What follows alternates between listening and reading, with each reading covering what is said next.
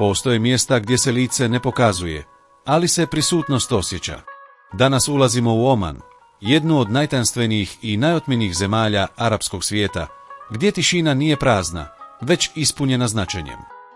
Kad zakoračiš na tlo Omana, zrak se ponaša drugačije. Sunce polaže zlatni vio preko krajolika, vjetar nježno dodiruje pijesak, a svaki korak kao da se usporava. Ovdje se ne žuri, vrijeme ne pritišće, ulice dišu smireno, a pogledi ljudi nose dubinu i tiho dostojanstvo. Oman ne pokušava impresionirati, ne nameće se. Umjesto toga, poziva te da staneš, da osjetiš, da uđeš u svijet u kojem elegancija nije glasna, već suptilna. Danas ovdje ne dolazimo kao turisti, dolazimo kao promatrači, da razumijemo nježnu ljepotu koja se skriva iza svakog pokreta, svakog pogleda i svakog trenutka tišine. Ako osjetiš ovu atmosferu, pretplati se i otkrij s nama druge drevne rituale. Raj koji gotovo nitko ne istražuje. Oman je za mnoge još uvijek nepoznato ime. Dok se druge zemlje Bliskog istoka često pojavljuju u medijima, Oman ostaje po strani, tih i nenametljiv. Ne traži reflektore, ne gradi dramatičnu sliku o sebi. I upravo u toj suzdržanosti leži njegova posebna snaga. Geografski položaj Omana stvara krajolik koji izgleda gotovo nestvarno. Na jednom prostoru susreću se beskrajna pustinja, surove planine i otvoreno more. Pješčane dine protežu se do horizonta, dok se samo nekoliko sati vožnje dalje pojavljuju tirkizne vode Indijskog oceana. U planinama se skrivaju oaze i doline u kojima život opstaje unatoč surovim uvjetima. Pustinja ovdje ne znači prazninu. Ona znači prostor, tišinu, duboko disanje krajolika. Tijekom dana vrućina pritiska zemlju i zrak postaje težak, a navečer se temperatura spušta i tišina postaje još dublja. Ljudi su se prilagodili tom ritmu. Jutra počinju rano, podne se provodi u hladu, a večeri ponovno donose život na ulice. U gradovima, posebno u Maskatu, arhitektura ne pokušava nadjačati prirodu. Ne vidiš agresivne nebodere koji razbijaju liniju horizonta. Zgrade su svijetle, niske, skladne. Sve djeluje mirno i uravnoteženo. Taj vizualni stil nije slučajan. On odražava kulturnu vrijednost harmonije i poštovanja prostora. Luksuz u Omanu ima drugačije lice. Nije bučan, nije razmetljiv. Često se skriva u detaljima. U tišini unutarnjih dvorišta, u hladovini terasa, u kvaliteti materijala i prostranosti. Bogatstvo se ovdje ne mjeri samo novcem, već sigurnošću, stabilnošću i kvalitetom života. Omansko društvo snažno je ukorijenjeno u tradiciji, ali se polako otvara modernom svijetu. Ceste, bolnice i obrazovanje se razvijaju, ali kulturni identitet ostaje prisutan. Tehnologija pomaže, ali ne dominira. Modernost postoji uz tradiciju, ne umjesto nje. Javni prostor je miran. Ljudi se kreću smireno, s poštovanjem prema drugima. Emocije se ne izlažu javno. Komunikacija je suptilna, često tiha. Taj stil ponašanja stvara osjećaj unutarnje ravnoteže i reda. Oman također svjesno izbjegava masovni turizam. Ne otvara se nekontrolirano svijetu. Čuva distancu. Zahvaljujući tome krajolik ostaje čist, gradovi uredni, a kultura manje izložena vanjskim pritiscima. To stvara osjećaj da je zemlja ostala netaknuta. Upravo ta suzdržanost stvara dojam skrivenog raja. Ne zbog spektakularnih atrakcija, već zbog atmosfere. Zbog svjetla, zbog tišine, zbog prostora koji omogućuje čovjeku da bude sam sa svojim mislima. Ovdje se percepcija vremena mijenja. Dani nisu podijeljeni notifikacijama i žurbom. Ritmom dominira sunce, vjetar i toplina. Ljudi se više oslanjaju na prisutnost nego na brzinu. Taj sporiji ritam otvara prostor za promatranje i unutarnju tišinu. U takvom okruženju postaje jasnije zašto su pokreti, ponašanje i prisutnost žena toliko važni za društvenu dinamiku Omana. Jer u kulturi koja cijeni tišinu, suptilnost i ravnotežu, upravo te vrijednosti postaju vidljive kroz svakodnevne geste. Žene, veo i prisutnost. Na ulicama Omana ženska prisutnost nije glasna, ali je snažna. Ne privlači pažnju vikom niti naglim pokretima. Ona se osjeća u držanju tijela, u sporom i sigurnom hodu, u suptilnim gestama ruku i u pogledu koji nosi više značenja nego riječi. Ovdje vidljivost ne dolazi iz izloženosti, već iz unutarnje prisutnosti. Tradicionalna odjeća i vio nisu samo komadi tkanine. Oni su jezik kulture. Označavaju granicu između javnog i privatnog prostora, između onoga što pripada svima i onoga što se čuva. Lagani materijali se pomiču na vjetru, prate korake žene i stvaraju ritam koji je spor, ali siguran. Boje su često suzdržane, elegantne, u skladu s pijeskom, kamenom i svjetlom krajolika. Iza vela osobnost ne nestaje. Ona se koncentrira. Pogled postaje središte izraza. Oči govore, promatraju, odgovaraju bez potrebe za glasnim riječima. U ovoj kulturi uči se čitati sitne znakove, nagib glave, kratko zadržavanje pogleda, tempo kretanja. Sve ima značenje. Držanje tijela nosi dostojanstvo. Žene se kreću mirno, ali odlučno. Taj način ponašanja nije slučajan. Od malih nogu djevojke promatraju starije žene. Uče kako se kretati u javnom prostoru, kako zadržati poštovanje prema sebi i drugima. To je znanje koje se prenosi tiho, bez formalnih pravila, ali s velikom snagom. Elegancija u Omanu nije vezana uz luksuzne brendove ili upadljive dodatke. Ona se očituje u jednostavnosti, u ravnoteži pokreta, u unutarnjem miru koji žena nosi sa sobom. Ta elegancija nije nametljiva, ali ostavlja snažan dojam. Moderna omanska žena danas stoji između tradicije i suvremenog svijeta. Mnoge studiraju, rade u uredima, bolnicama i državnim institucijama. Sudjeluju u društvenom životu, ali često zadržavaju tradicionalni stil odijevanja i ponašanja. Ne kao znak ograničenja, već kao dio identiteta. Značenje vela nije jednako za sve. Neke žene ga nose iz vjerskog uvjerenja, druge iz kulturne navike, treće kao osobni izbor. Izvana se često stvara pojednostavljena slika, ali stvarnost je slojevita i puna nijansi. U javnom prostoru naglasak je na suzdržanosti. Intimnost se ne izlaže. Emocije se čuvaju za privatni prostor. Ovaj način ponašanja stvara atmosferu reda i smirenosti. Odnosi se razvijaju unutar obitelji i bliskih krugova, daleko od pogleda stranaca. Ritam života je sporiji nego u zapadnim gradovima. Manje je žurbe, manje buke. Ljudi više promatraju, slušaju i dijele prostor bez potrebe za stalnom aktivnošću. Taj ritam oblikuje i žensku prisutnost. Ona nije raspijaršena. Ona je usmjerena. Kad omanska žena prolazi ulicom, tkanina njezine odjeće lagano se pomiče na vjetru, koraci su tihi, glava uspravna. Ne traži da bude viđena. Ipak ostavlja trag. Ne vizualni šok, već osjećaj. Atmosferu, tiho sjećanje. Upravo ta tiha snaga čini svijet žena u Omanu posebnim. Ne snaga koja pritišće, već snaga koja drži ravnotežu. Ne glasnoća, već dubina. Ne površina, već suština. Ako se želiš još dublje uroniti u ove skrivene svjetove, pridruži nam se i pretplati se. Tradicija, čast, intimni život. U omanskom društvu obitelj nije samo privatna jedinica. Ona je temelj cijele zajednice. Odluke pojedinca rijetko se donose potpuno samostalno. Uvijek su povezane s roditeljima, rodbinom i širim krugom odnosa. Posebno kada je riječ o braku, vezi, intimnom životu. Pojam časti ovdje ne postoji kao strogo zapisano pravilo.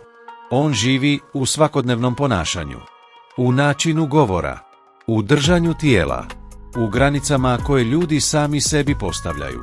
Čast nije nešto što se brani glasno, već nešto što se čuva tiho. Ona je povezana s ugledom obitelji i stabilnošću zajednice. Brak u Omanu nije samo romantična priča dvoje ljudi. On je društveni događaj. Povezuje obitelji, jača odnose među zajednicama i stvara nove mreže povjerenja. Iako se moderni oblici upoznavanja postupno pojavljuju, obiteljsko mišljenje i dalje ima veliku težinu. Stabilnost, poštovanje i dugoročna sigurnost često su važniji od trenutne strasti. Intimnost je u ovoj kulturi zaštićen prostor. Ona ne pripada ulicama, restoranima ni javnim gestama. Pripada domu. Pripada zatvorenim prostorima u kojima se odnosi razvijaju bez pogleda drugih. Ta jasna podjela između javnog i privatnog svijeta stvara osjećaj sigurnosti i kontrole nad vlastitim životom. Uloga žene u ovom sustavu je složena. S jedne strane, ona nosi tradiciju, brine o obiteljskim vezama i prenosi vrijednosti na djecu. S druge strane, sve više žena sudjeluje u obrazovanju, poslovnom svijetu i javnom životu. Ova dvostruka uloga stvara novi oblik snage. Ne temeljen na sukobu, već na prilagodbi. Mladi naraštaji donose promjene. Više putuju, više su izloženi globalnim utjecajima. Imaju pristup internetu, društvenim mrežama i drugim kulturama. Ipak, promjene se odvijaju polako, bez naglih rezova. Društvo pokušava pronaći ravnotežu između otvaranja i očuvanja identiteta. Dom ostaje središte intimnog života. Unutarnja dvorišta, zatvoreni prostori i privatne sobe stvaraju sigurno okruženje za emocionalne odnose. Ovdje se dijele radosti i problemi. Ovdje se grade veze između generacija. Ovaj svijet rijetko je vidljiv strancima, ali upravo on čini srce omanske svakodnevice. Čast i tradicija ne znače nepokretnost. One stvaraju okvir unutar kojeg se život odvija. Taj okvir može izgledati ograničavajuće izvana, ali iznutra pruža stabilnost. Mnogi Omanci u toj strukturi pronalaze osjećaj pripadnosti i smirenosti. Zapadni pogled često tumači suzdržanost kao nedostatak slobode. Međutim, za mnoge ljude u Omanu ta suzdržanost znači zaštitu. Zaštitu privatnosti, zaštitu obiteljskih odnosa, zaštitu unutarnjeg svijeta koji ne mora biti izložen svima. Ova filozofija utječe i na svakodnevno ponašanje.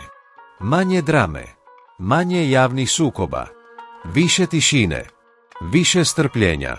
U tom prostoru tišine razvijaju se dublje veze i dugotrajniji odnosi. Omanski model intimnosti ne temelji se na javnoj vidljivosti, već na čuvanju privatnog prostora.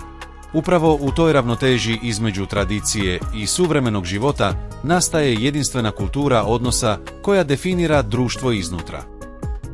Život između pustinje i luksuza. Oman je zemlja snažnih kontrasta koji ne djeluju nasilno, već skladno. Na jednoj strani prostire se pustinja, široka, tiha i nemilosrdna. Na drugoj strani stoje moderni gradovi, klimatizirani prostori i arhitektura koja odražava suvremeni svijet. Te dvije stvarnosti ovdje ne ratuju jedna protiv druge. One se nadopunjuju. Pustinja nije daleki simbol. Ona je stalno prisutna. Osjeća se u boji zraka, u toplini vjetra, u pijesku koji se diže uz cestu. Podsjeća da je svaki moderan prostor izgrađen na zemlji koja pamti stoljeća borbe s prirodom. Sunce diktira ritam dana. Jutra su aktivna, podne je sporo i teško, a večeri donose povratak energije i društvenog života. Maskat i drugi veći gradovi nude sliku urednosti i stabilnosti. Široke avenije, čiste fasade, mirni kvartovi i elegantni trgovački centri stvaraju dojam tihe sofisticiranosti. Ovdje luksuz ne vrišti. On se pokazuje kroz kvalitetu prostora, kroz mir koji pruža svakodnevni život, kroz osjećaj sigurnosti. Omanski luksuz često se ne mjeri stvarima, već iskustvom. Hlad u unutarnjem dvorištu tijekom najtoplijeg dijela dana. Pogled na more u tišini zalaska sunca. Večernja šetnja uz obalu dok se grad polako hladi. To su trenuci koji ovdje imaju veću vrijednost od sjaja i pretjerane potrošnje. Istovremeno, postoji svijet koji ostaje duboko povezan s tradicijom. U obalnim selima ribari i dalje izlaze na more prije zore. Njihov rad je fizički, ritmičan i ovisan o prirodi. U unutrašnjosti zemlje ljudi žive bliže stočarstvu i poljoprivredi. Ovdje tehnologija pomaže, ali ne zamjenjuje osnovne vještine preživljavanja. Mnogi Omanci žive između ova dva svijeta. Danju rade u uredima, bolnicama ili školama. Navečer se vraćaju obiteljima koje čuvaju tradicionalni način života. Ova dvostruka stvarnost stvara osjećaj ravnoteže. Ljudi nisu prisiljeni birati između prošlosti i sadašnjosti. Oni ih spajaju. Mladi naraštaji odrastaju okruženi tehnologijom, globalnom kulturom i modernim obrazovanjem. Ipak, obiteljske veze i kulturni identitet ostaju snažni.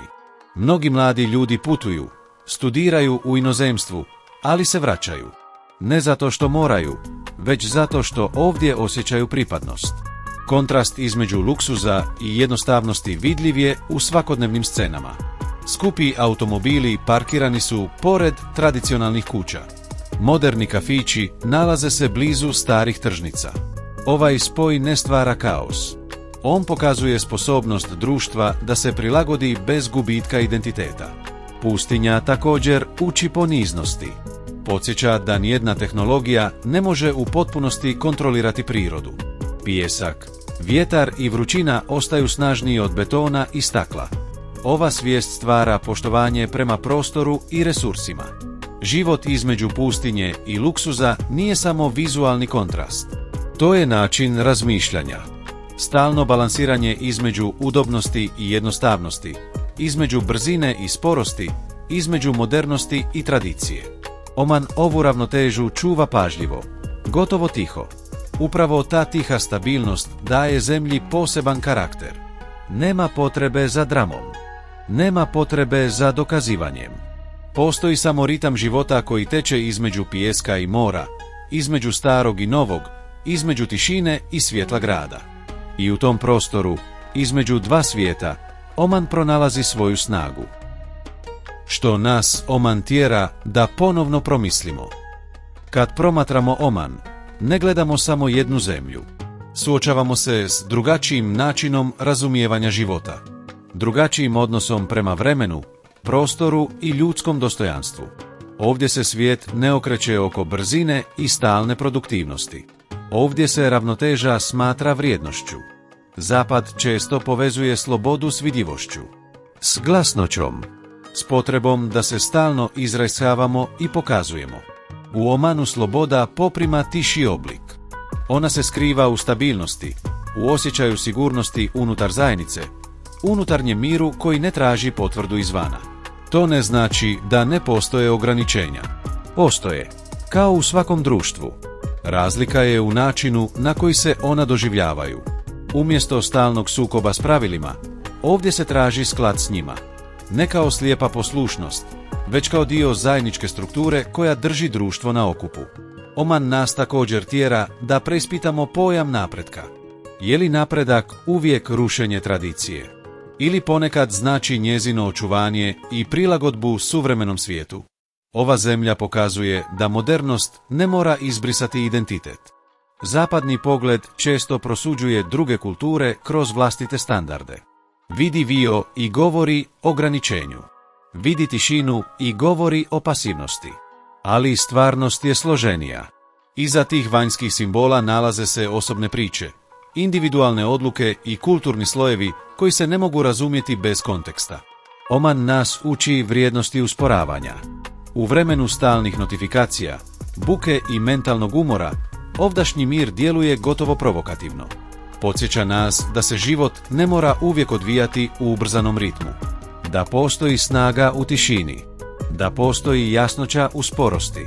Možda najvažnije pitanje koje Oman postavlja ne odnosi se na njegove stanovnike, već na nas. Koliko smo spremni razumjeti različite načine života? Koliko brzo sudimo ono što ne poznajemo? I što bismo mogli promijeniti u vlastitim životima kad bismo se barem na trenutak zaustavili? Oman ne nudi gotove odgovore. On nudi ogledalo. Pokazuje nam da postoji više puteva do ravnoteže, više definicija dostojanstva i više načina da se živi smisleno. I upravo u toj tihoj spoznaji počinje prava promjena. Kad sunce polako nestaje iza pješčanog horizonta, Oman se obavija zlatnom tišinom. Zrak se hladi, svjetla gradova pale se nježno, bez žurbe, a krajolik kao da na trenutak zadrži dah. To je prijelazni trenutak u kojem dan predaje mjesto noći, a prostor postaje mekši, tiši, dublji. Ova zemlja ne viče, Ne natječe se za pažnju. Ne pokušava impresionirati. Ona jednostavno postoji. I upravo u toj tihoj prisutnosti skriva se njezina snaga. Ne u spektaklu, nego u ravnoteži. Ne u brzini, nego u strpljenju. Ne u buci, nego u miru. Oman nas podsjeća da ne mora sve biti izloženo kako bi bilo stvarno. Da ljepota ne mora zaslijepiti kako bi bila duboka. Ponekad se skriva u sporom koraku, u pogledu koji ništa ne govori, a ipak nosi cijelu priču. Možda ne vidimo sva lica, možda ne čujemo sve glasove, ali osjećamo prisutnost, atmosferu, nježnu napetost između tradicije i modernosti, između pustinje i grada, između tišine i pokreta. I dok noć polako prekriva krajolik, ostaje jedna misao. Ne kao odgovor, već kao poziv. Možda Oman nije tajanstveno mjesto. Možda smo mi ti koji smo zaboravili slušati tišinu. A upravo tamo, u toj tišini, možda započinje najdublje putovanje. Svijet je pun zaboravljenih tajni. Ako ih želiš čuti, pretplati se.